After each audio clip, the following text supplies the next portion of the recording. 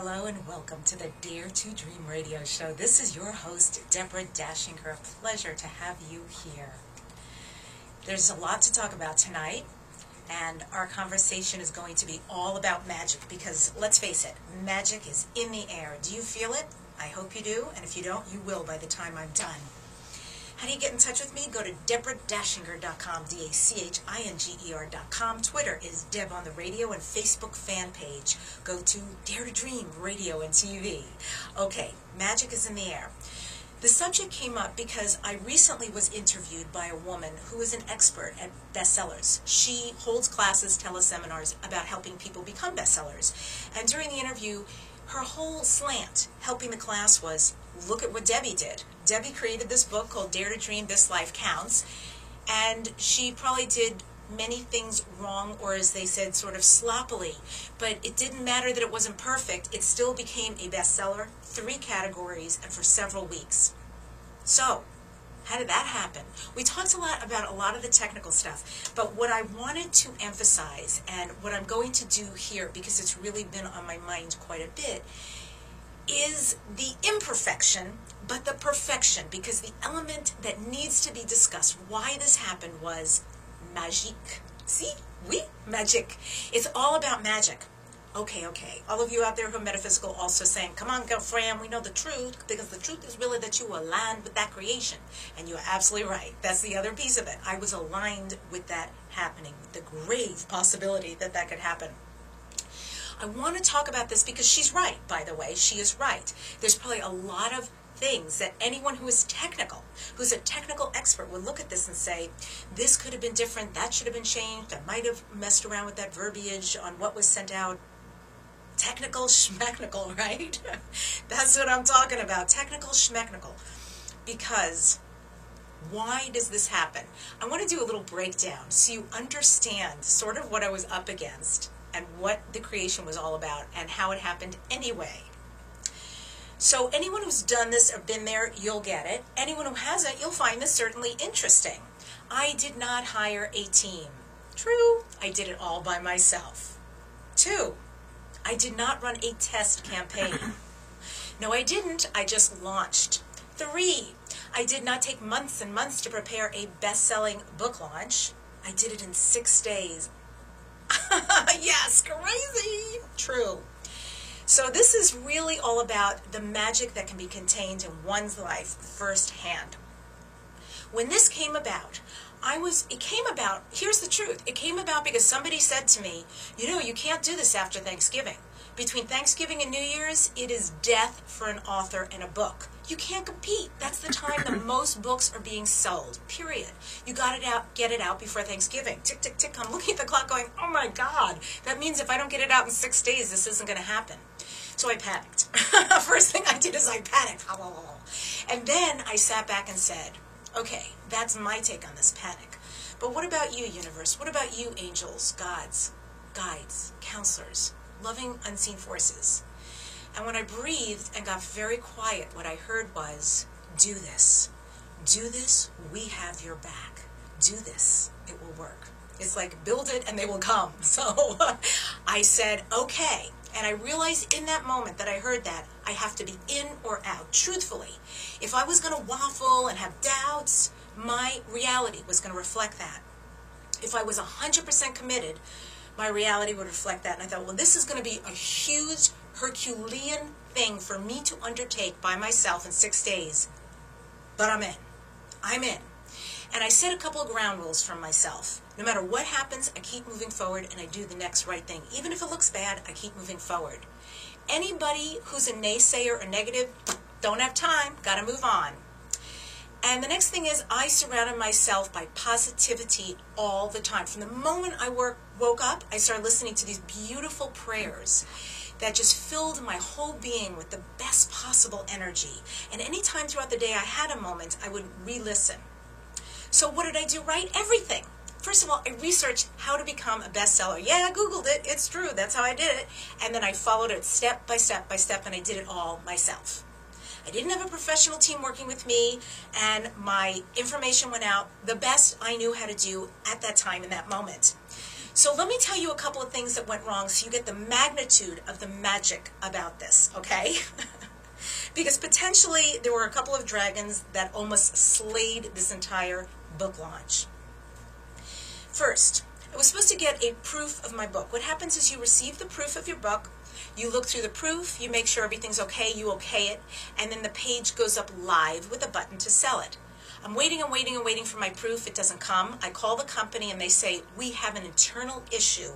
We have a problem here on our end and we cannot do the book. We don't even have your proof. That's why you don't have it. What?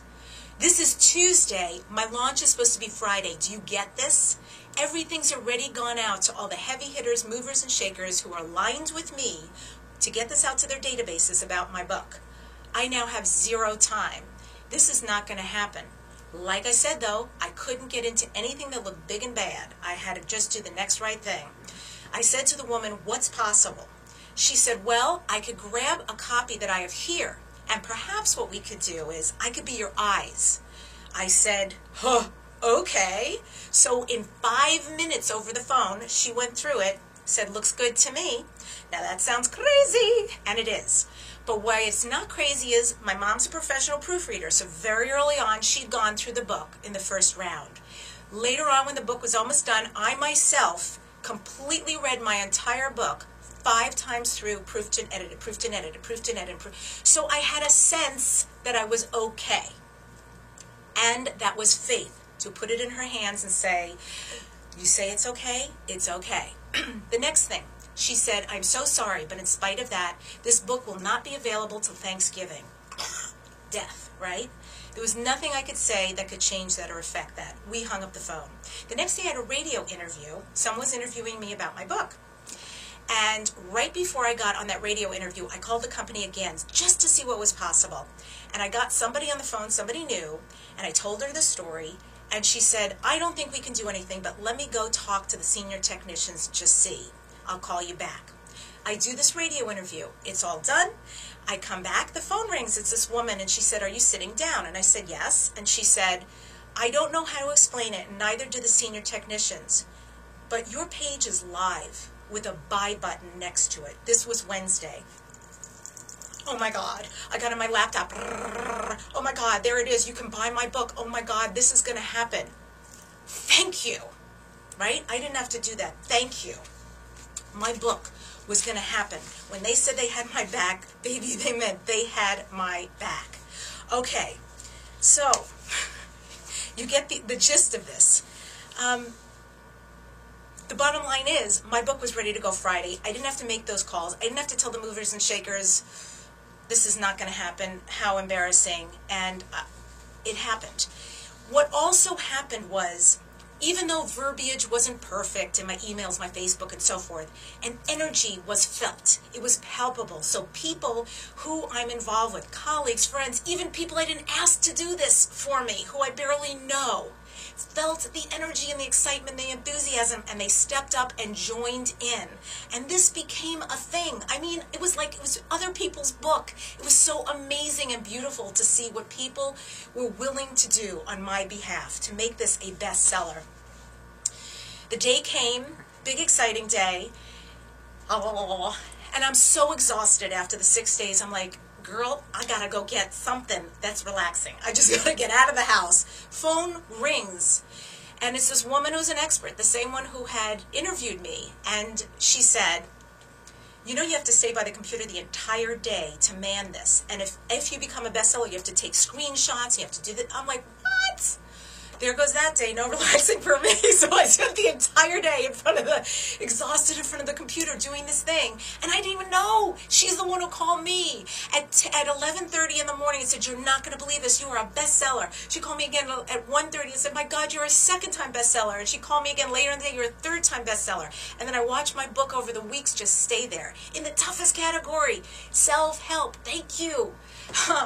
And what I also want you to know is people, the beautiful people, are so involved. ended up logging to their databases about it because they were so blown away by what they had watched, the imperfection becoming perfection. I ended up Skyping with my buddy Dave Albano.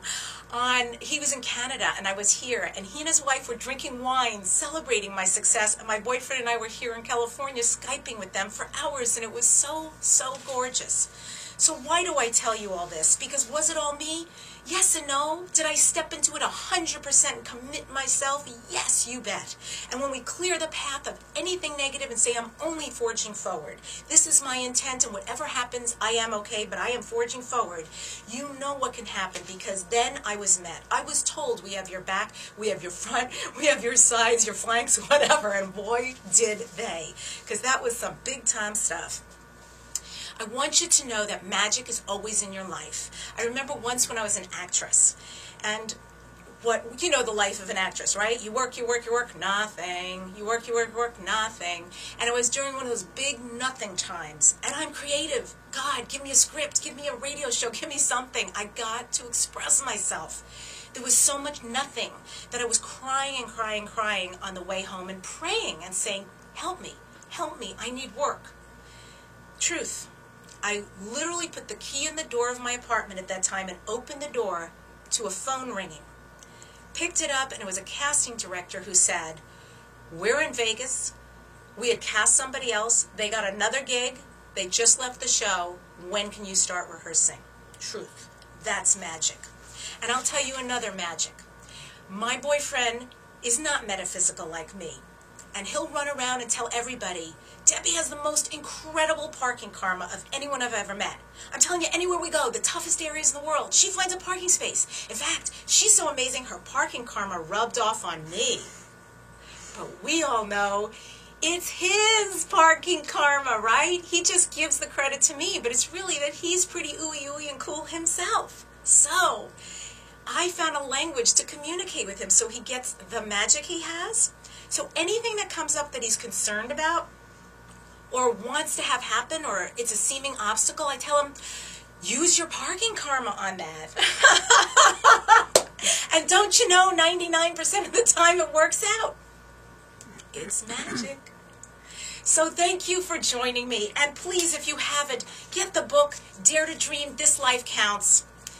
It's on Amazon. I want all of your dreams and goals to come true. That's my gift to you. This is a very special show we have today.